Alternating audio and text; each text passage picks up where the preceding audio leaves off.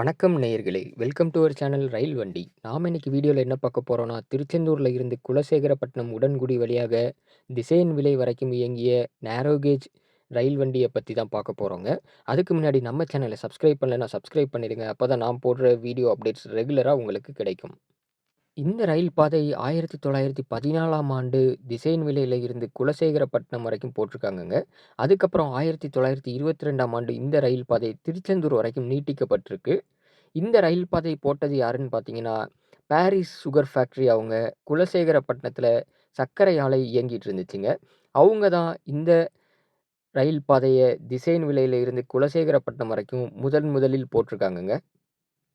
இந்த ரயில் பாதை போட்டதுக்கு முக்கிய காரணம் என்னன்னு பார்த்தீங்கன்னா, தேரிக்காடு அப்படிங்கிற பகுதி. அதாவது உங்க எல்லாத்துக்குமே தெரியும். தமிழ்நாட்டுல உள்ள ஒரு பாலைவனம் போன்ற ஒரு பகுதி அது மட்டும் தான். திசையன் விலை பக்கத்துல உள்ள தேரிக்காடுல நெறைய பனைமரங்கள் இருந்திருக்குங்க.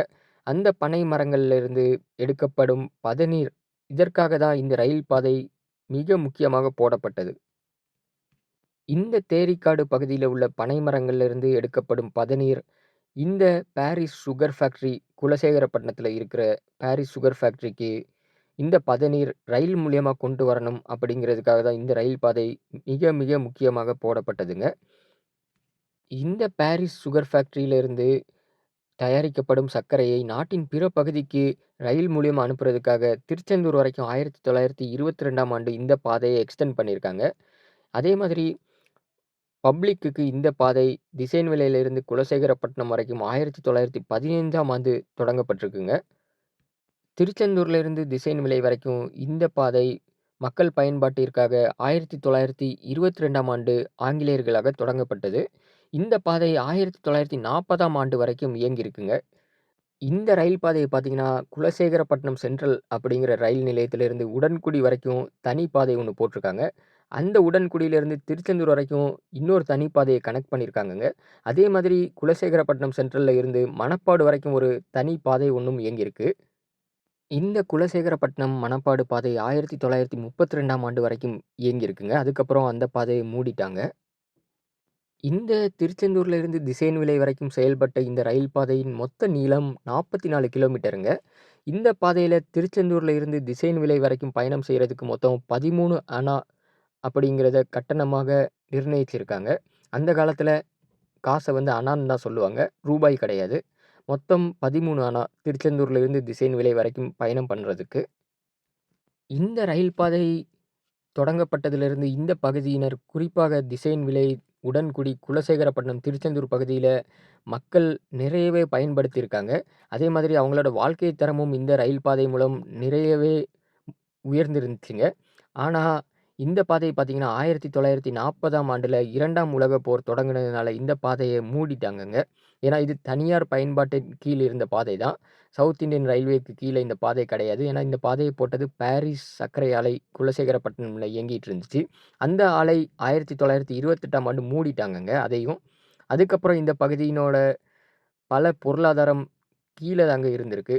ஏன்னா, அதுவரைக்கும் இந்த சர்க்கரை ஆலை இயங்கிட்டு வந்த வரைக்கும் பதநீர வச்சு இந்த தேரிக்காட்டு பகுதியினரோட பொருளாதாரம் மிக முக்கியமாக அந்த பாரிஸ் சர்க்கரை ஆலைய டிபெண்ட் பண்ணி தாங்க இருந்துச்சு. சார்ந்து தான் இருந்துச்சு. அந்த ஆலை மூடப்பட்டதுக்கப்புறம் இந்த பகுதியினர்ல நெறைய பேரு வேற வேற ஊருக்கு இடம்பெயர்ந்துட்டாங்க. குறிப்பாக சென்னைக்கு இந்த பகுதியிலிருந்து நெறைய பேர் இடம்பெயர்ந்துட்டாங்க. அதுக்கு முக்கிய காரணம் இந்த சர்க்கரை ஆலை மூடப்பட்டதும் ஒரு காரணம்னு சொல்லலாம். அதுக்கப்புறம் இந்த பாதை பார்த்தீங்கன்னா, 2ஆம் உலகப் போர் தொடங்குனதுக்கப்புறம் 1940ஆம் ஆண்டு மூடிட்டு, அந்த ரயில் பாதையில இருந்த தண்டவாளத்த இரும்ப கொண்டு அந்த 2ஆம் உலகப் போருக்கு பயன்படுத்துறதுக்காக மூடிட்டாங்கங்க. இந்த பாதை இயங்கிட்டு இருந்தப்ப திருச்செந்தூர்ல இருந்து திசையன் விலைக்கு மொத்தம் ஒரு நாளைக்கு 3 ரயில்கள் இயங்கியிருக்குங்க.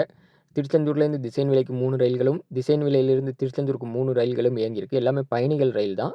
அதே மாதிரி குலசேகரப்பட்டினத்திலேருந்து உடன்குடி வரைக்கும் ரயில்கள் இயங்கியிருக்கு. குலசேகரப்பட்டினத்திலேருந்து மணப்பாடு வரைக்கும் தனியாக ரயில்கள் இயங்கியிருக்குங்க.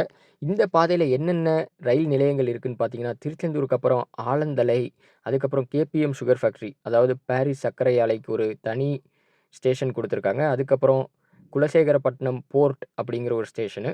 அதுக்கப்புறம் குலசேகரப்பட்டினம் சென்ட்ரல். அதுதான் மிக முக்கிய ரயில் நிலையமா இருந்திருக்கு இந்த பாதையில. அதன் பிறகு உடன்குடிக்கு தனி பாதை இருந்திருக்குங்க. குலசேகரப்பட்டினம் சென்ட்ரல்ல இருந்து. இந்த திருச்செந்தூர் திசையன் விலை ட்ரெயின் உடன்குடிக்கு போகாது. இந்த திருச்செந்தூர் திசையன் விலை பாதையில குலசேகரப்பட்டினம் சென்ட்ரலுக்கு அப்புறம் என்ன ரயில் நிலையம் இருந்திருக்குன்னு பார்த்தீங்கன்னா, பிச்சுவிலை அப்படிங்கிற ஒரு ஸ்டேஷன் இருந்திருக்குங்க. அதன் பிறகு படுக்கப்பத்து அப்படிங்கிற ஒரு ஸ்டேஷன் இருந்திருக்கு. அதுக்கப்புறம் சொக்கன்குடியிருப்பு, தட்டார்மடம், இடிச்சவிலை, அதுக்கப்புறம் இறுதியாக திசையன் விலை ரயில் நிலையம். அதோட இந்த பாதை முடிஞ்சிடுச்சுங்க. கடைசி ரயில் நிலையம் இந்த பாதையில திசையன் விலை தாங்க இருந்திருக்கு.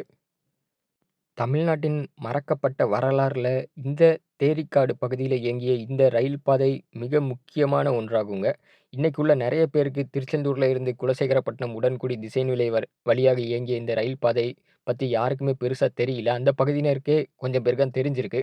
ஏன்னா 1940ஆம் ஆண்டு இந்தியா சுதந்திரம் பெறதுக்கு முன்னாடியே இந்த பாதைய மூடிட்டாங்க. அதன் பிறகு இந்த பாதையெல்லாம் என்ன ஆனுச்சுன்னே தெரியலங்க. குலசேகரப்பட்டினத்தில இயங்கிய ரயில் நிலையத்தோட சில இடிந்த பகுதிகள் மட்டும் ஃபோட்டோ எடுத்து வெப்சைட்ல போட்டிருந்தாங்க. அதையும் அப்லோட் பண்ணியிருக்கேன் பாருங்க இந்த வீடியோல. தெற்கு ரயில்வே இந்த பகுதியில திருச்செந்தூர்லேருந்து குலசேகரப்பட்டினம், திசையன் விலை வரைக்கும் ஒரு புதிய பாதை அமைச்சா, இந்த பகுதியினரோட வாழ்க்கை தரம், பொருளாதாரம் கண்டிப்பா உயருங்க. வரக்கூடிய வருடங்கள்ல ஒரு 20 வருஷத்துக்குள்ளேயாவது நடக்குதான்னு பார்ப்போம். நடந்தா ரொம்ப நல்லாருக்குங்க. ஏன்னா, இந்த பகுதிலாம் பொருளாதாரத்தில மிகவும் பின்தங்கிய பகுதி. நம்ம தமிழ்நாட்டிலேயே பார்த்தீங்கன்னா, 20, 30 வருஷத்தில இந்த பாதைய திரும்ப வருதாங்கிறத ஒரு ஏக்கத்தோட தாங்க இருக்கேன் நான்லாம்.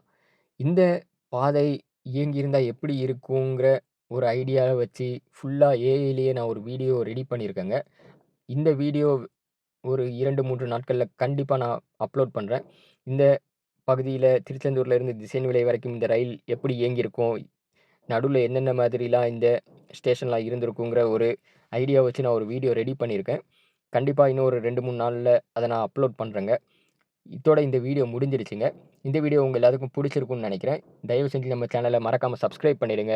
அப்பதான் இந்த வீடியோ நெறைய பேருக்கு போய் சேருங்க. அதே மாதிரி இன்னும் 2, 3 நாள்ல அந்த ஏஐ வீடியோ ஃபுல்லாவே நான் அப்லோட் பண்றேன். பாருங்க. பார்த்து மறக்காம நம்ம சேனலுக்கு சப்ஸ்கிரைப் பண்ணுங்கங்க. அதே மாதிரி வீடியோ உங்க ஃப்ரெண்ட்ஸ் கூடயும் இந்த பகுதி, குறிப்பாக திருச்செந்தூர் திசையன்விலை பகுதியோட ஷேர் பண்ணிக்கோங்க மக்களோட. அப்பதான் நெறைய பேருக்கு இந்த வீடியோ சென்று சேருங்க. நன்றி, வணக்கம்.